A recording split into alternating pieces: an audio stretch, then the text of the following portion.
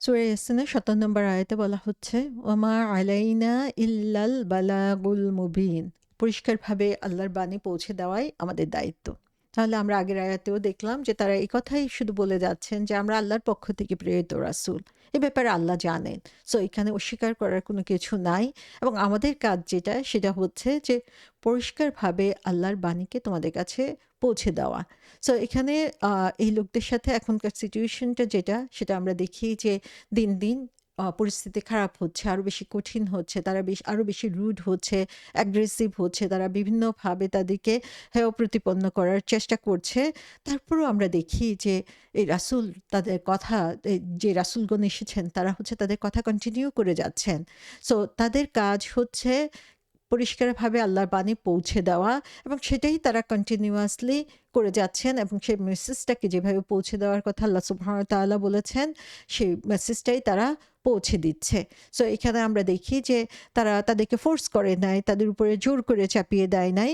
বরং আল্লাহ সুবহানাহু ওয়া তাআলা যে দায়িত্ব তাদেরকে দিয়েছেন, বারবার সেই দায়িত্বের উপরেই তারা ফোকাস করছেন। সো এখানে যে কথা বলা হয়েছে যে, ওয়ামা আলাইনা, যে আমরা তোমাদের উপরে আ আ আম আমাদের তোমাদের উপরে আমাদের যে দায়িত্ব আ সেটা আ এ হচ্ছে এরকম যে এটা সেটা ছাড়া অন্য কিছুই না। যে কাজটা আমাদের জন্য পাঠানো হয়েছে সেটা হচ্ছে বালাগুল মুবিন। যে সঠিকভাবে ক্লিয়ার ভাবে তোমাদের কাছে মেসেজটা পৌঁছে দেওয়া। সো এটাই হচ্ছে স্পেসিফিক রেসপনসিবিলিটি। তো দায়ী হিসাবে আমাদের কাজ হচ্ছে আসলে কে দিনের পথে আসবে, আসবে না সেটা জাজ করার কোনো সুযোগ আমাদের নাই। আমাদের কাজ হচ্ছে ক্লিয়ারলি মেসেজ পৌঁছিয়ে দেওয়া। সো এখানে যেই কথাটা বলা হয়েছে যে বালাগাল মুবিন, এইটা হচ্ছে খুব ইম্পোর্টেন্ট একটা ইনফরমেশন বা ইম্পোর্টেন্ট ওয়ার্ডস বলবো, যেটা আমাদের জন্য ইম্পোর্টেন্ট বুঝায় সেটা হচ্ছে বালাগা। বালাগা শব্দের অর্থ কি? পৌঁছানো। সো এখানে আমরা দেখি যে আম এটা হচ্ছে কমিউনিকেশন করা।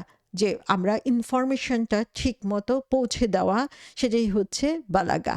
সো একটা মেসেজ ডেলিভারি দেওয়ার যে প্রসেস, সেই প্রসেসটা এখানে বলা হয়েছে এবং বালাগা শব্দটা দিয়ে বোঝানো হয় যে মেসেজটা এমনভাবে কারো কাছে পৌঁছানো যেন এটা সঠিকভাবে যার কাছে যাওয়া দরকার তার কাছেই ডেলিভারি দেওয়া হয় এবং সেটা তার অন্তরে প্রবেশ করে। যে একজন মানুষের হৃদয়ে যখন যেয়ে সেটা আঘাত করবে তখন সেটাকে বালাগা বলা হয়ে থাকে। তো এটা হচ্ছে একটা পাওয়ারফুল কমিউনিকেশন সিস্টেম, যেটা হচ্ছে যে মেসেজটা আমরা দিব সেটার একটা ইমপ্যাক্ট থাকবে। তা আমরা মেসেজ আসলে দিতে পারি যেকোনোভাবে, একটা কথা বলতে হবে বলে ফেললাম, সেটা না। বরং বালাগা শব্দের অর্থ হচ্ছে এমনভাবে কথাটা যার কাছে পৌঁছানো দরকার তাকে আমরা এমনভাবে উপস্থাপন করব যেটা তার অন্তরে স্থান পাবে। আবার তার সাথে আমরা দেখি যে বলা হয়েছে মুবিন। আল মুবিন শব্দের অর্থ হচ্ছে আ আ যেটা অর্থ হচ্ছে ক্লিয়ার। যে সেলফ ক্লারিফাইং, যে এই ডেলিভারিটা কিরকম হতে হবে? এই ডেলিভারিটা হচ্ছে ভেরি ক্লিয়ার, প্রিসাইজ এবং আন্ডারস্ট্যান্ডেবল মেসেজ। এটাই আমাদের কাজ। সো এটা শুধুমাত্র মেসেজ পৌঁছানো না, মেসেজটা হচ্ছে ক্লিয়ারলি পৌঁছানো। যেই কথাটা বলা হচ্ছে সেই কথাটা বোধগম্য কিনা, তার আন্ডারস্ট্যান্ডিং লেভেল অনুযায়ী হচ্ছে কিনা সেটা আমাদেরকে চিন্তা করতে হবে। সো এখানে আ আ অন্য কোনো কিছুর দরকার নাই আসলে, যে আমরা অন্য কোনো মাধ্যমে বা অন্য কোনো কিছু দিয়ে মানুষকে বোঝানোর চেষ্টা করব, সেটার প্রয়োজন নাই। আমাদের জন্য কোরআনই এনাফ। কোরআনের কথাগুলো আমরা যদি সঠিকভাবে মানুষকে বুঝাতে পারি, তাদের অন্তরে স্থান দিতে পারি, তাহলেই হচ্ছে আমাদের দাওয়াত সম্পূর্ণ হলো। সো এখানে আমরা দেখি যে তাদের তারা কন্টিনিউয়াসলি একটা কথাই বলে যাচ্ছেন। তারা মেসেঞ্জার, তাদের কাজ হচ্ছে আল্লাহর কথাগুলো প্রচার করে যাওয়া।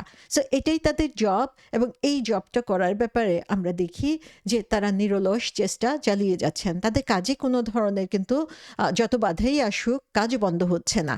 সো এটা এফেক্টিভ কমিউনিকেশন হচ্ছে খুবই গুরুত্বপূর্ণ একটা বিষয় ইসলামের দাওয়াত দেওয়ার ক্ষেত্রে। সো শব্দ হচ্ছে একেকটা উইপনের মতো, অস্ত্রের মতো। সো সেই অস্ত্রের যে টার্গেট সেটা হচ্ছে মানুষের অন্তর। সো আমাদের কথাগুলো এমন হতে হবে যেন এটা আমাদের কান দিয়ে প্রবেশ করে আমাদের অন্তর পর্যন্ত অন্তর পর্যন্ত চলে যায় এবং সে অন্তরে যেয়ে এটা সুন্দর একটা জায়গা খুঁজে নিতে পারে। সো এই বালাগল মুভিনটা হচ্ছে যেন তেন কমিউনিকেশন না, এটা হচ্ছে একটা ট্রান্সফরমেটিভ কমিউনিকেশন, যার মাধ্যমে মানুষের মধ্যে পরিবর্তন আসবে, চেঞ্জ আসবে। মূলত চেঞ্জটা আসে আল্লাহ সুবহানাহু ওয়া তাআলার কাছ থেকে। তিনি আমাদেরকে জীবন থেকে মৃত্যু দেন, তিনি হচ্ছেন আল মহি, তিনি হচ্ছেন আল মুমিত, তিনি আমাদেরকে আবার মৃত্যু থেকে জীবন দান করতে পারেন। সো তিনি আমাদের রিসাসিটেট করেন, তিনি আমাদের জীবন ধারণের প্রয়োজনীয় সমস্ত কিছু দেন। আমাদের কাজ হচ্ছে মেসেজটা সঠিকভাবে ডেলিভারি দেওয়া। So we have to give our best. যে আমরা যখন আমাদের বেস্ট এফোর্ট দিব তখন আল্লাহ আমাদেরকে সাহায্য করবে। কিন্তু আমাদের ফার্স্ট কাজ হচ্ছে ফার্স্ট স্টেপটা আমাদেরকে দিতে হবে। আমরা যখন এক পায়ে গিয়ে যাব আল্লাহ তখন দুই পায়ে গিয়ে যাবেন। আমরা যখন হেঁটে আগাবো আল্লাহ তখন দৌড়ে আগাবেন। কিন্তু ফার্স্ট স্টেপটা আমাদেরকে দিতে হবে, ফার্স্ট কাজটা আমাদেরকে শুরু করতে হবে। সো রাসূলদের জব ছিল কি ক্লিয়ারলি মেসেজটাকে মানুষের কাছে পৌঁছে দেওয়া যেন মানুষের মাঝে পরিবর্তন আসে। এটাই হচ্ছে বালাগুল মুবিন। সো আমাদের কাজ হচ্ছে যে মানুষকে সঠিকভাবে সঠিক কথাগুলো সঠিক মানুষের কাছে সঠিক ভাষায় সঠিক পরিবেশে উপস্থাপন করব যাতে তার মধ্যে চেঞ্জ আসতে পারে। মুবিন শব্দটা আরেকটা জিনিস আমরা দেখি যে এটা আবানা থেকে আসছে, সেটা অর্থ হচ্ছে কোনো জিনিসকে সেপারেট করা। সো এই বালাগল মুবিনটা হচ্ছে এমন ধরনের মেসেজ যেটা হচ্ছে সত্য থেকে মিথ্যাকে সেপারেট করতে পারে। সো বালাগা মানে কোনো একাডেমিক প্রেজেন্টেশন না, যে বোরিং ওয়েতে কোনো একটা থিসিস পড়ে গেলাম, কোনো একটা ফর্মুলা বলে গেলাম, সেটা কিন্তু বালাগা না। বালাগা হচ্ছে যেটা হৃদয়কে স্পর্শ করে যায়। তাহলে এই যে মেসেঞ্জাররা এসেছেন, তারা বললেন যে একজন মেসেঞ্জারের রোল কি, একজন দায়ীর রোল কি।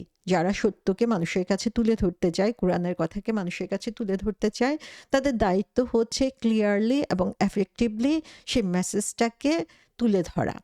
আউটকাম কি হবে, এটা কি অ্যাকসেপ্ট করবে নাকি রিজেক্ট করবে সেটা আমরা জানি না। সেটা নির্ধারণ করার দায়িত্ব আল্লাহ সুবহানাহু ওয়া তাআলা, তিনিই ভালো জানেন কার জন্য তিনি সেটাকে কবুল করবেন, কার জন্য কবুল করবেন না। কিন্তু আমার দায়িত্ব হচ্ছে এই কথাগুলোকে পৌঁছে দেওয়া এমনভাবে যেন হৃদয়ে একটা জায়গা করে নিতে পারে। সো আমরা যদিও চাই যে প্রত্যেকটা মানুষ যার কাছে আমরা যাই সে বিশ্বাস করুক, সে গাইডেড হোক, কিন্তু আল্লাহ হচ্ছেন সর্বময় ক্ষমতা অধিকারী। তিনি হচ্ছেন মানুষের মনের কন্ট্রোলার। যেটা আমরা বলি যে ইয়া মুকাল্লিবুল কলব সাব্বিত কলবি আলা দিনিক। তিনিই হচ্ছেন আমাদের কলবের কন্ট্রোলার। সুতরাং তার কাছেই হচ্ছে আমরা দোয়া করব। আমরা এখানে আমাদের কাজ হচ্ছে প্রেজেন্ট করা, কোনো শক্তি দেখানো না, কোনো শক্তি প্রয়োগ করানো না। এবং যখন হচ্ছে আমরা দেখি বিরোধিতা হচ্ছে, সেই পরিস্থিতিতে আমরা আমাদের কনভিকশন এবং কনফিডেন্স নিয়ে আমরা আমাদের কাজে গিয়ে যাব যখন যেভাবে প্রয়োজন হয়। সূরা ইব্রাহিমে বলা হয়েছে এটা মানুষের একটি সংবাদনামা, হাযা বালাগুল লিন্নাস, যে এই বালাগের কথা এখানে বলা হয়েছে যাতে এত দ্বারা ভীত হয় এবং যাতে জেনে নেয় যে উপাস্য তিনিই একক, এবং যাতে বুদ্ধিমানরা চিন্তা ভাবনা করে। সো যারা হচ্ছে উলুল আলবাব, যাদের বুদ্ধি রয়েছে, যাদেরকে আল্লাহ আকল দিয়েছেন, তারা ঠিকই যখন তাদের কাছে এই সত্যটাকে উপস্থাপন করা হবে সঠিকভাবে, তারা সেটাকে কবুল করে নেবে। সো এখানে আমরা দেখি যে বালাগা দিয়ে এই দায়িত্বটাকেই বোঝানো হয়েছে যে এক জায়গা থেকে আরেক জায়গায় কনভে করা, পৌঁছে দেওয়া, সঠিকভাবে উপস্থাপন করা।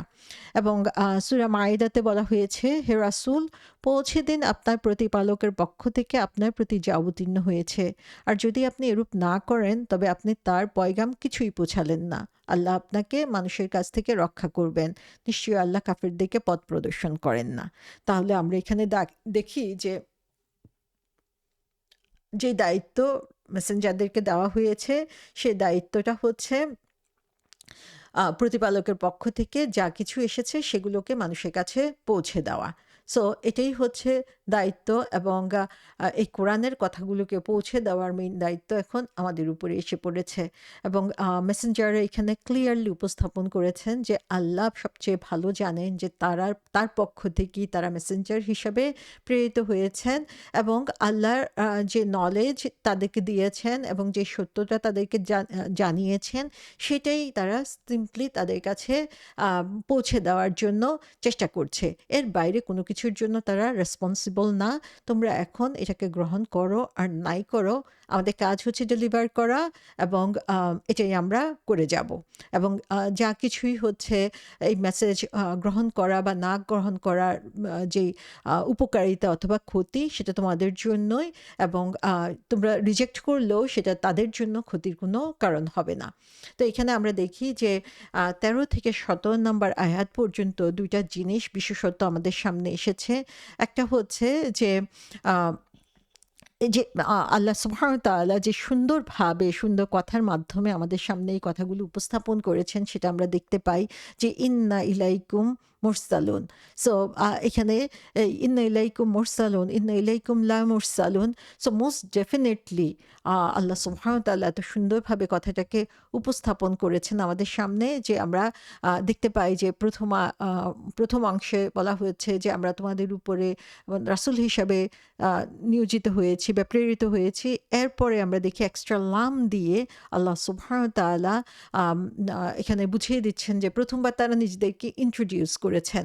কিন্তু যখন বারবার তারা এই বিভিন্ন ধরনের আর্গুমেন্ট তাদের সামনে উপস্থাপন করছে, তখন এটা শুধু ইন্ট্রোডাকশন না, তখন তারা হচ্ছে এটার উপরে আরো বেশি গুরুত্ব দিচ্ছেন যে আমরা হচ্ছে প্রেরিত পুরুষ, আমাদেরকে পাঠানোই হয়েছে এই কাজের জন্য। সো এই যে মেসেজটা, এটা আমাদের মেসেজ না, এটা পাঠানোই হয়েছে সে রব্বুনা, আমাদের লর্ডের কাছ থেকে। এবং সেকেন্ড যে জিনিসটা আমরা এখানে আরো দেখতে পাই, সেটা হচ্ছে যে এই আয়াতগুলোর মূল উদ্দেশ্য হচ্ছে রাসূল সাল্লাল্লাহু আলাইহি ওয়াসাল্লাম এবং তার অনুসারীদেরকে সান্ত্বনা দেওয়া। কুরাইশরা আমরা দেখি যে মোর অ্যান্ড মোর অ্যাগ্রেসিভ এবং অফেন্সিভ হচ্ছিল, কিন্তু আল্লাহ সুবহানাহু ওয়া তাআলা এখানে মুমিনদেরকে বলছেন যে তোমরাই প্রথম ব্যক্তি না যারা এটা এক্সপেরিয়েন্স করছো, বরং এমন জনপদও আছে যেখানে হচ্ছে ৩ জন রাসূল একের পর এক এসে তাদেরকে একসাথে দাওয়াত দিয়েছে, তারপরেও তারা হচ্ছে রিফিউজ করেছে। সো রাসূল সাল্লাল্লাহু আলাইহি ওয়াসাল্লাম যে তার দায়িত্ব নিয়ে এত বেশি চিন্তিত ছিলেন, এত বেশি উদ্বিগ্ন ছিলেন, আল্লাহ সুবহানাহু ওয়া তাআলা তার উপর থেকে সেই দায়িত্বের ভার বা দায়িত্বের কষ্টকে কমিয়ে দেওয়ার জন্য তিনি বলছেন যে এটা তোমার কাজ হচ্ছে শুধুমাত্র ক্লিয়ারলি মানুষের কাছে উপস্থাপন করা, এবং যদি তুমি সেটা করো তাহলে তোমার দায়িত্ব শেষ, বাকিটা হচ্ছে আল্লাহ সুবহানাহু ওয়া তাআলার হাতে।